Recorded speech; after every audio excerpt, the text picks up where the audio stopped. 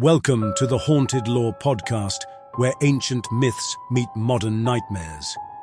Today, we're traveling to sun-drenched Athens, Greece, a city whose very foundations are steeped in divine conflict.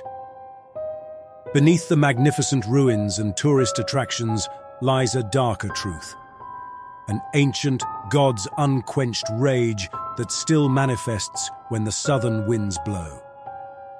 Join me as we uncover the terrifying consequences of disturbing Poseidon's ancient curse on Athens. Before Athens was Athens, it was simply a promising settlement perched above the Aegean Sea.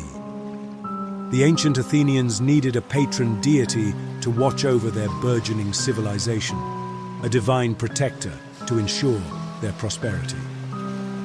Two powerful Olympians stepped forward to claim this honor: Athena, goddess of wisdom and strategic warfare, and Poseidon, god of the seas, earthquakes, and horses.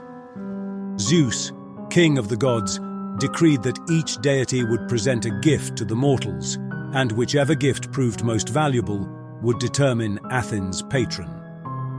The contest was to be held on the rocky outcropping we now call the Acropolis, before the assembled citizens and with the gods themselves bearing witness. Poseidon went first. Striking his mighty trident against the hard limestone, Poseidon split the rock itself. From this fissure emerged a spring of saltwater, a direct connection to his oceanic domain.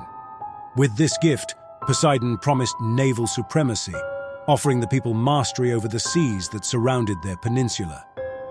In a region where maritime trade and naval warfare determined a city's fate, it was a tempting proposition.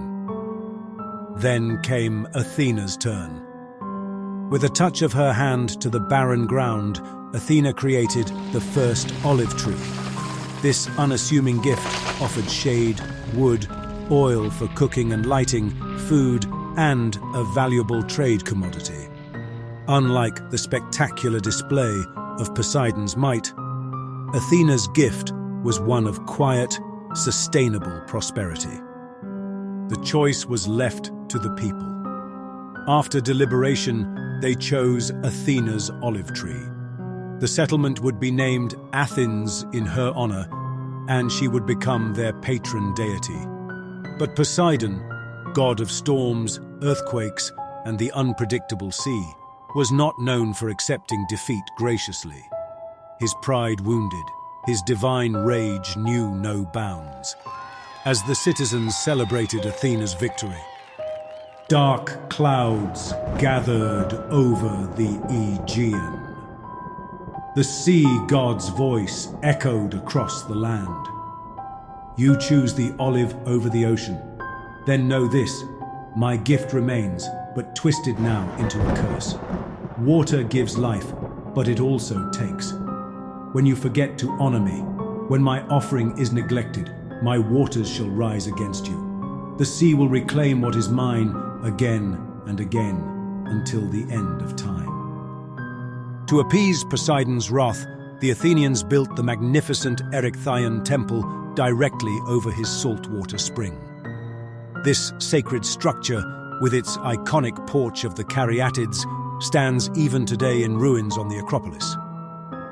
Inside, they maintained altars to both Athena and Poseidon, carefully balancing their devotion between the two rival deities. But was it enough? Ancient texts suggest that Poseidon's anger was merely contained, not vanquished.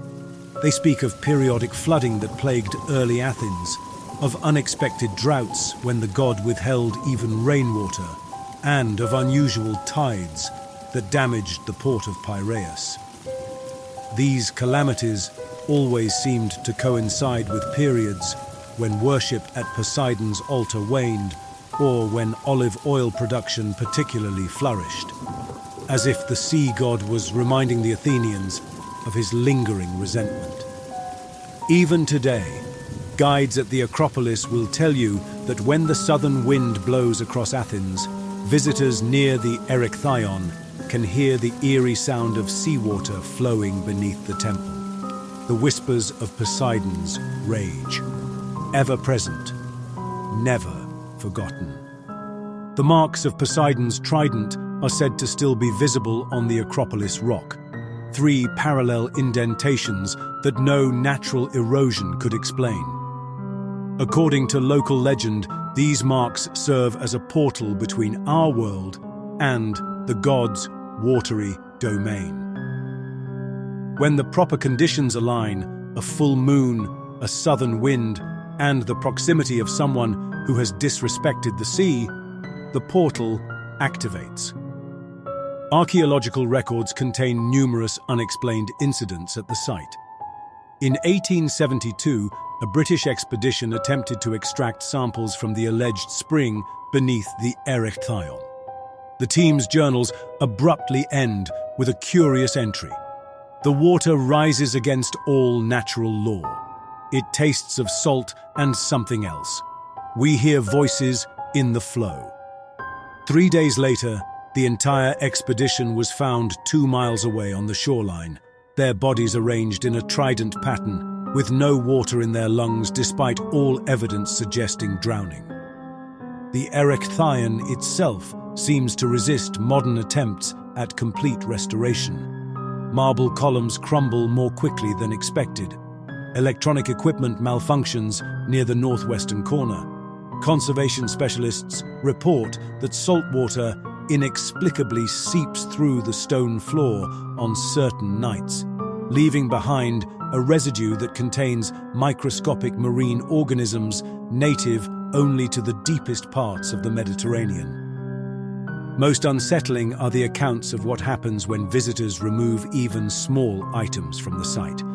A pebble, a fragment of marble, or worst of all, a sample of the water that occasionally pools in the ancient depressions.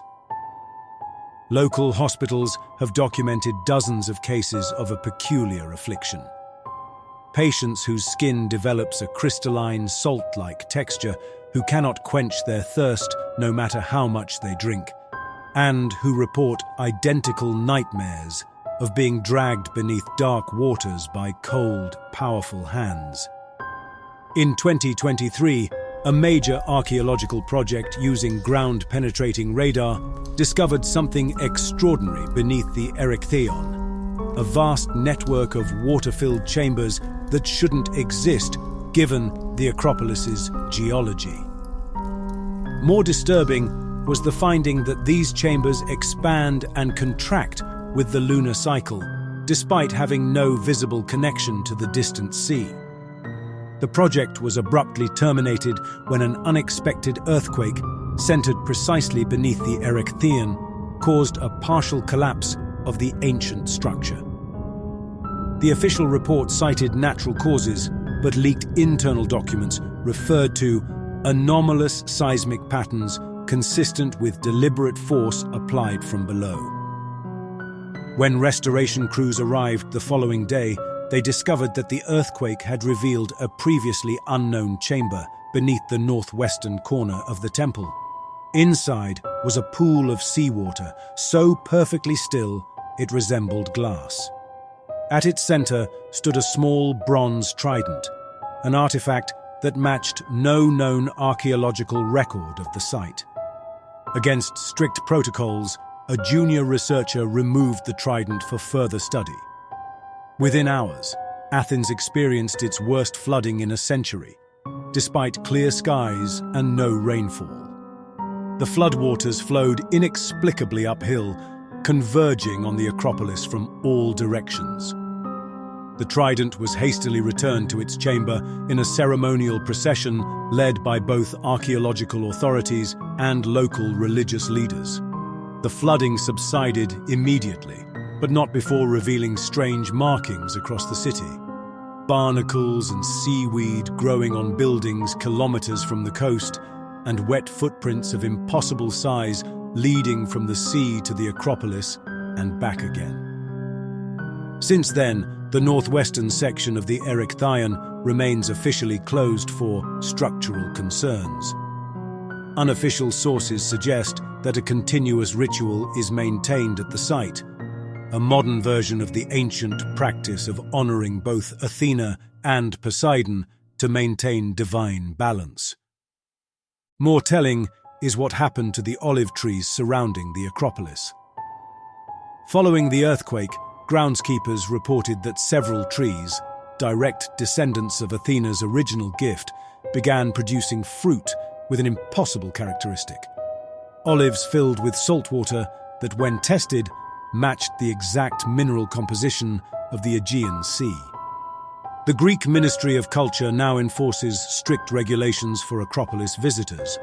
No collecting of any material from the site, no electronic devices near the Erechtheion, and immediate evacuation when the southern wind begins to blow.